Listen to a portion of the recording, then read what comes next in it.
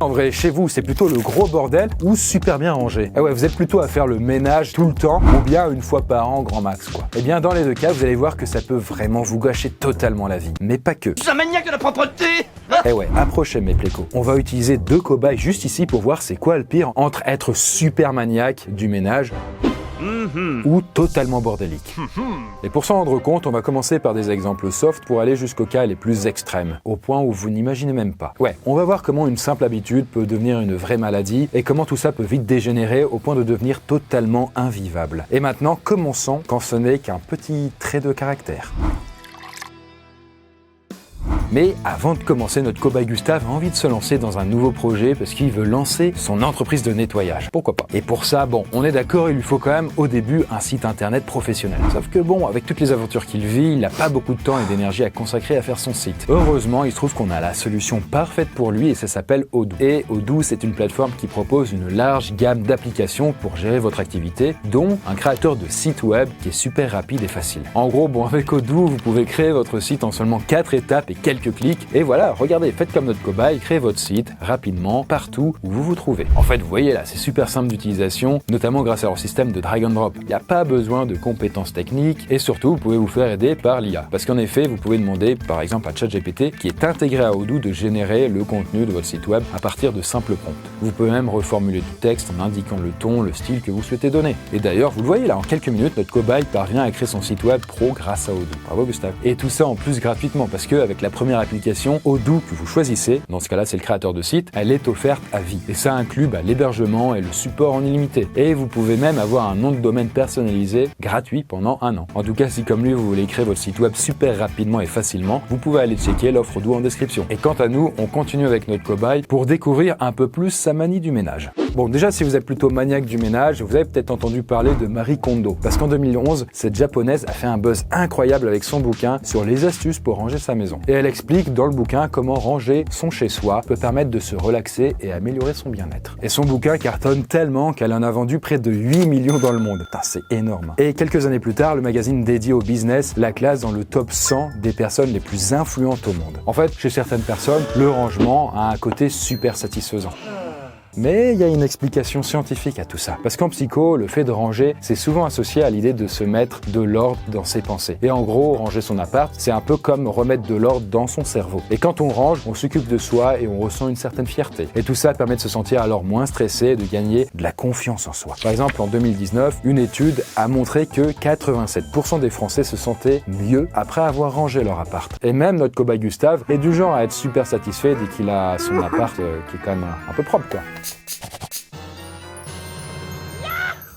Sauf que vous verrez plus tard que, parfois, chez d'autres personnes, ça peut avoir l'effet inverse. En tout cas, bon, est-ce que vous connaissez la trend TikTok du Ketchup Challenge? En fait, ça a fait le buzz et le concept est simple. Des filles filmaient leurs copains en train de nettoyer du ketchup qu'elles avaient volontairement versé sur une table. Et le but, là, c'était de voir comment ils allaient faire pour nettoyer la tâche. Est-ce qu'ils allaient prendre une éponge, du sopalin, avec ou sans eau, etc. Et forcément, selon la méthode utilisée, c'était plus ou moins efficace, voire catastrophique. Et d'ailleurs, il y en a même qui finissaient par étaler complètement le ketchup plus que le nettoyer. Sauf que, au-delà de l'aspect marrant, certaines personnes ont vu ce challenge-là comme la démonstration d'un manque flagrant d'éducation aux tâches ménagères. Bref, en gros, les mecs passaient pour de gros incapables ou des machos qui savent pas faire le ménage. Et en fait, cette anecdote, vous voyez, elle montre qu'il y a quand même un aspect social dans le ménage. Dans le sens où, des gens peuvent vous juger si vous savez ou pas faire le ménage. Et donc, par exemple, pour certains, quelqu'un qui range bien chez lui est tout de suite perçu comme quelqu'un de plus mature, de plus responsable. Alors que pour d'autres, un appart trop bien rangé, c'est le signe d'une personne qui est trop froide, trop stricte, quoi. Mais bon, dans les faits, quand on fait le ménage chez soi, c'est surtout pour soi-même et pas pour les gens qui nous regardent par la fenêtre.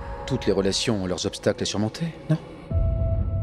Une autre étude a montré que à peu près 40% des Français faisaient le ménage s'ils savaient qu'ils allaient accueillir quelqu'un chez eux. Ça m'arrive, du coup, oui, ça m'arrive. Ce qui veut donc dire que dans 60% des cas, même quand il y a un pote ou des amis qui viennent, tu ranges pas. En tout cas, la même étude a montré aussi un autre truc intéressant, c'est que près de 6 Français sur 10 font le ménage au moins 2 fois par semaine. Il y a donc quand même un besoin réel, derrière tout ça. Et pour le coup, là, vous le voyez, notre cobaye fait lui aussi partie de ces personnes qui supportent pas d'accueillir des amis sans avoir quand même fait le ménage avant, quoi. Mais ce qui semble être un petit aspect de sa personnalité, vous allez le voir, pourra se transformer en une véritable manie qui pourra aller beaucoup plus loin. Et on verra alors tout à l'heure quelles sont les conséquences. Alors déjà, est-ce que vous saviez que le compositeur de musique Beethoven, il a quand même fait ça.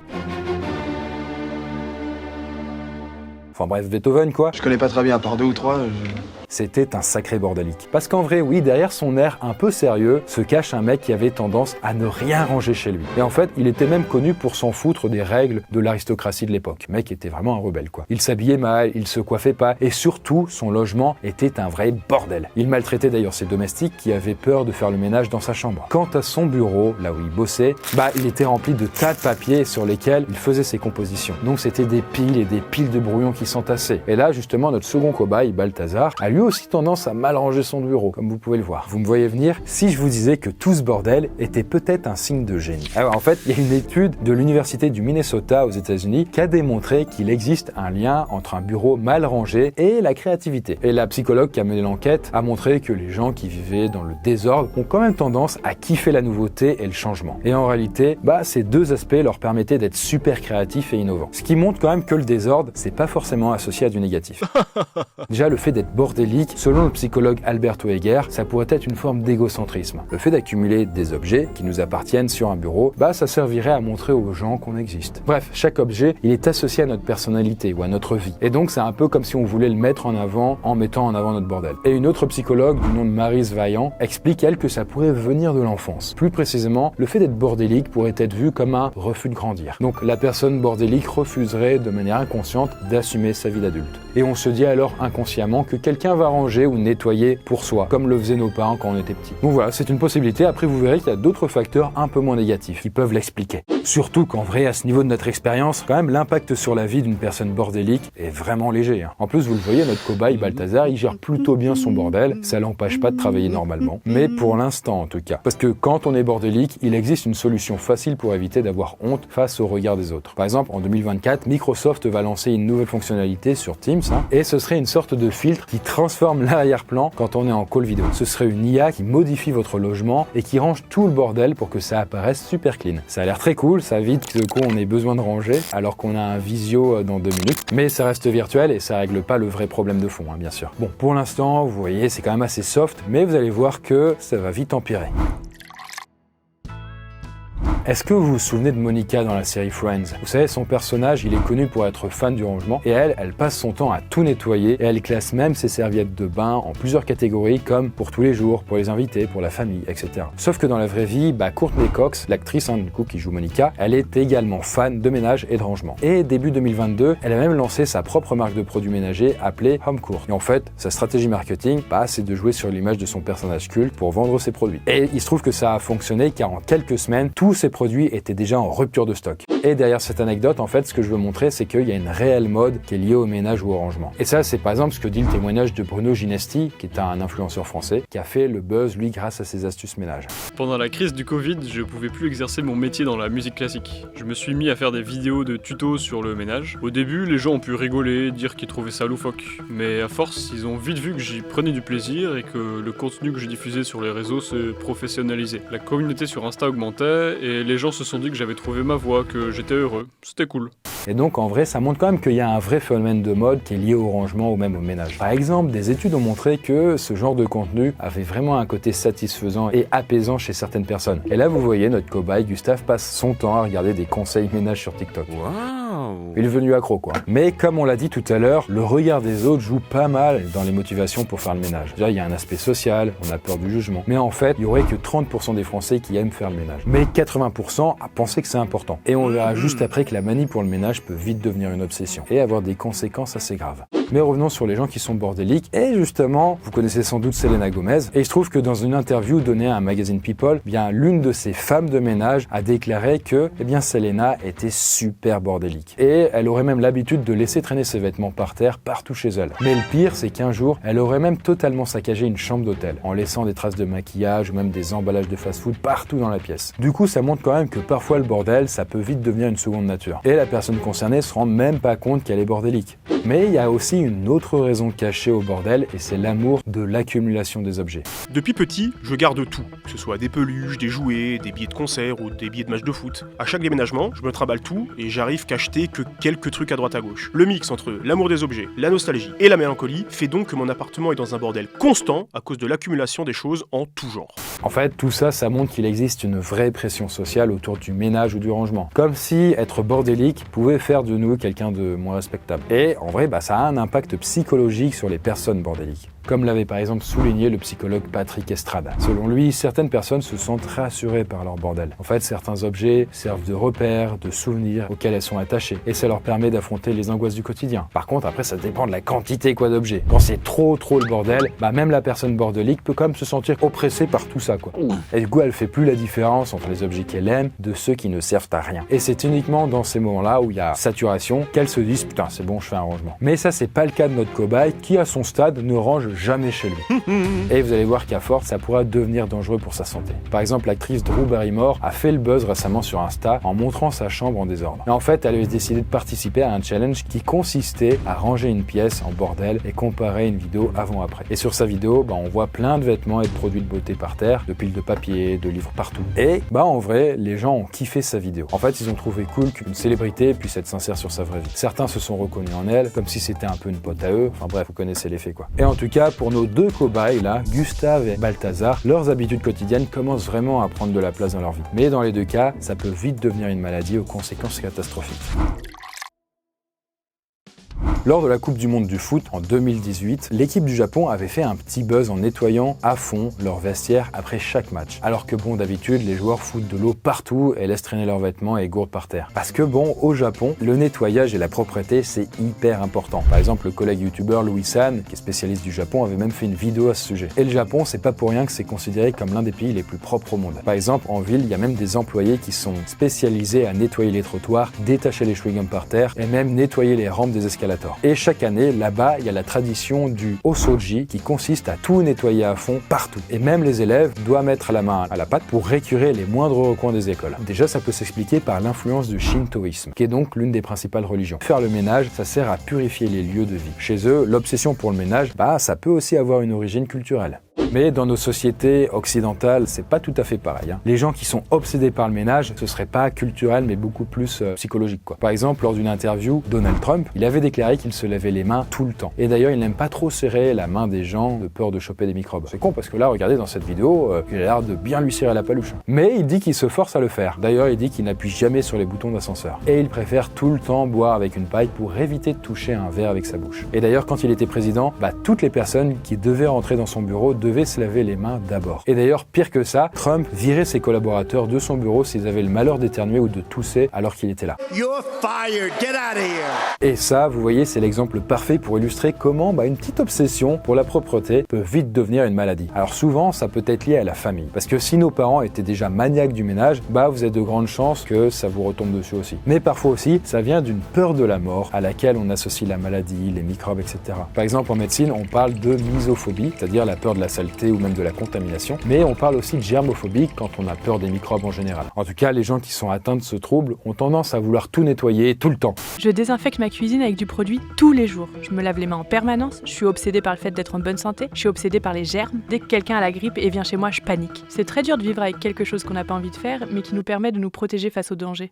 Et en fait, il se trouve que les gens qui ont ces phobies, ils sont surtout atteints d'anxiété. C'est ce que les psychologues d'ailleurs appellent une stratégie d'évitement. Les gens évitent de se retrouver dans des situations qui peuvent réveiller leur anxiété. Et donc, elles ont des sortes de manies quotidiennes pour les rassurer.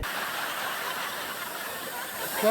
Et notre cobaye Gustave a lui aussi fini par être atteint de ce trouble. Et il passe maintenant son temps à tout nettoyer chez lui. Sauf que vous verrez que c'est pas le stade ultime. On peut avoir bien pire. Si on revient en tout cas sur la partie saleté, vous connaissez sans doute l'acteur Shia LaBeouf, ça y est, c'est le héros des films Transformers. En tout cas, lors du tournage du film Fury, il a créé un clash avec les autres acteurs et les équipes du film. Parce que comme le film parle de la Seconde Guerre mondiale, le mec a voulu trop se mettre dans la peau de son personnage de soldat. Et du coup, il était un peu extrême parce qu'il se serait arraché lui-même une dent pour souffrir en permanence. Il est fou, lui, non ? Mais aussi, encore plus problématique, pendant toute la durée du tournage, il ne s'est pas lavé une seconde, de sorte à vivre dans les mêmes conditions que les conducteurs de tanks. Très investi, sauf que à force, les autres acteurs ont fait quand même des petites remarques de plus en plus insistantes sur le fait qu'il serait bien de faire une petite douche, et aussi pour faire pression pour qu'il n'habite plus dans le même hôtel que toutes les autres personnes du tournage, tellement il puait sa mère. Et donc, ne pas respecter les règles d'hygiène, ça peut être mal vu. Voilà, quand tu pues, quoi. Et les gens font souvent d'ailleurs le lien entre le fait d'être bordélique et le fait d'être sale. Pourtant, il n'y a pas forcément de lien entre les deux. Je veux dire, on peut se laver tous les jours sans problème et avoir une chambre ou un salon avec plein de bordel. Sauf dans certains cas extrêmes qu'on verra plus tard. Mais quoi qu'il en soit, on a quand même des a priori sur les gens bordéliques. Par exemple, en 2018, une étude de l'Université du Michigan a montré que le niveau de rangement avait une influence sur la manière dont on percevait les gens. Et il se trouve que les chercheurs ont fait examiner des bureaux plus ou moins rangés à des gens. Et ils leur demandaient ensuite de dire quelle image ils avaient des personnes censées travailler à ces bureaux. Et il se trouve que dans tous les cas, eh bien, les gens ont donné une image super négative des personnes qui étaient censées avoir un bureau super bordélique. Et donc, ils associaient le fait d'avoir un bureau bordélique avec l'incompétence, le fait d'être négligé ou même psychologiquement instable, quoi. Donc voilà, en gros, chez nous, être bordélique, c'est mal vu. Et il n'y a pas qu'au boulot, hein, ça marche aussi dans la vie privée. Par exemple, en Angleterre, une étude menée par la London School of Economics y a montré qu'il y avait plus de divorces dans les couples où un homme ne participe pas aux tâches ménagères. Mais bon, au-delà de ça, l'image négative des gens bordéliques est quand même assez présente dans la vraie vie. Et il n'y a qu'à voir juste le bad buzz qu'a connu la tiktokeuse américaine Amanda Rose en 2023. Et donc, Amanda, elle est connue pour montrer sa vie de famille sur les réseaux, sauf que les gens ont remarqué que sa maison était toujours super sale et en bordel. Et du coup, suite à ça, elle a répondu cash: Je suis une mère au foyer paresseuse et je me fiche que ma maison soit dégoûtante. Et à partir de là, il en fallait pas plus pour que des haters se déchaînent et l'insultent. Sauf que elle a juste dit qu'elle s'en foutait du jugement des autres et que ce mode de vie lui convenait. Donc bon, en tout cas, on a tendance, comme vous voyez, à juger pas mal les gens qui sont bordéliques. En tout cas, plus que les gens qui sont maniaques du ménage. Sauf qu'en réalité, dans les deux cas, au bout d'un certain palier, on est face à des troubles qui ont un effet négatif sur les relations sociales autour de soi. Par exemple, là, vous le voyez, notre cobaye Balthazar, à devenir trop bordélique, il fait fuir les gens qui sont dégoûtés par son logement, alors que Gustave, de son côté, il fait chier tout le monde avec le fait que tout soit rangé à la moindre place et que tout soit hyper propre et qu'il n'y ait pas une seule particule de poussière. Et maintenant, vous allez voir que dans notre dernière partie, tout va devenir vraiment hors de contrôle. Vous savez, l'obsession pour le ménage, c'est souvent associé à des TOC, des troubles obsessionnels compulsifs. Et en gros, les personnes qui sont concernées ne peuvent pas s'arrêter de faire certains gestes. Par exemple, l'actrice américaine Cameron Diaz est atteinte de son côté de germophobie. Et donc, elle avait dit qu'elle n'ouvrait jamais les portes avec ses mains. Et elle utilisait toujours ses coudes pour éviter de toucher les poignets. En plus de passer son temps à se laver les mains. Alors ça, c'est relou au quotidien, mais parfois, c'est encore plus handicapant. Parce que chez d'autres gens, les TOC de propreté sont vraiment incontrôlables. En fait, quand l'obsession du ménage devient un TOC, les gens qui sont atteints de ça se mettent à faire des choses délirantes. Par exemple, dans le documentaire Netflix qui est sur David Beckham, on apprend qu'il est atteint d'un TOC de propreté. Et chez lui, tout doit être parfait, bien aligné, bien rangé, bien classé. Et il arrive même qu'il se lève la nuit pour faire le ménage. Il vérifie par exemple que tous les interrupteurs du lave-vaisselle et du four sont bien dans le bon sens. Il range toute la vaisselle qui traîne. Il lui arrive même de nettoyer l'intérieur de ses bougies parfumées en verre. Coco, ouais. Et coïncidence ou pas, mais en tout cas, les psychologues ont remarqué que les TOC liés au ménage, ils conduisent souvent à beaucoup de frustration. Parce qu'une personne obsédée par la propreté, elle a beau tout nettoyer tout le temps, ça n'est jamais suffisant. Et là, vous voyez, notre cobaye Gustave, il a pété un plomb et ça y est, il s'est mis à faire le ménage et la désinfection tout le temps. Dès qu'il a 2 minutes devant lui, il nettoie. Sauf que le petit truc, c'est que à nettoyer tout le temps, tout chez elles, elles entretiennent en fait cette peur. Ce qui fait que dès qu'elles doivent sortir dehors, comme elles peuvent pas tout nettoyer, que ce soit dans le métro, les hôpitaux, les écoles et compagnie, elles sont méga stressées. Et même en allant chez leurs amis, où l'appart est tout à fait legit, elles considèrent que c'est dégueulasse. Donc ça a des conséquences sur leur relation amicale et compagnie, ça, tu m'étonnes. Et à ce moment-là, quand vous êtes atteint de ça, du coup, vous perdez vos potes, vos amis, vos relations et vous renfermez sur vous-même. Mais ça peut aussi avoir des dangers sur leur santé physique. Une étude de l'université de Bergen, en Norvège, a montré que l'excès de ménage, ça peut avoir des effets négatifs sur la santé. Parce que tous ces produits-là qu'on utilise comme ça, en vrai, là-dedans, si on regarde la liste des ingrédients, il n'y a pas que des trucs bons. Il y a des éléments toxiques, notamment sur le long terme, parce que du coup, on absorbe tout ça en respirant. Et des chercheurs ont constaté qu'il y avait une augmentation des maladies respiratoires chez les professionnels du ménage. Et ceux qui font le ménage tous les jours chez eux. Mais c'est pas tout, puisque d'autres études ont montré que certains produits ménagers peuvent aussi créer des problèmes de peau. Quoi qu'il en soit, à force de tout nettoyer tout le temps, notre cobaye Gustave finit par craquer psychologiquement. Et donc, quand les TOC conduisent à ce genre d'accident, la meilleure solution, là, quand même, c'est d'aller voir un psy. Et en vrai, c'est pas grave. En fait, il existe des méthodes efficaces pour soigner les TOC et éviter que ça devienne hors de contrôle. Mais est-ce que ça marche pour les gens qui sont giga bordéliques ? On va voir ça. Si vous l'avez pas vu passer, en 2021, le hashtag Saccage Paris s'est classé en 8e des tendances sur Twitter. Il se trouve que c'était un mouvement lancé par plusieurs tweetos pour dénoncer la mauvaise gestion de la propreté à Paris. Et en tout cas, selon les participants, Paris est devenu de plus en plus la capitale des rats. Et ça peut aussi avoir des conséquences sur la santé. Par exemple, les déchets et les rats peuvent diffuser des maladies, par exemple. Et là, à vrai, je parle au niveau d'une ville, mais parfois on retrouve ces situations extrêmes chez des personnes ultra crades. Et ça, c'est le cas des personnes qui sont atteintes de ce qu'on appelle le syndrome de Diogène. En fait, c'est un trouble psychologique dans lequel des gens accumulent des objets chez eux jusqu'à ce que ça devienne des montagnes d'ordures. Je ne pouvais plus mettre un pied sur le balcon. J'avais accumulé plein de sacs poubelles. Le couloir, on pouvait plus marcher parce qu'il y avait des excréments d'animaux partout. Sur le moment, on s'en rend compte, mais on se dit tant pis, c'est pas grave.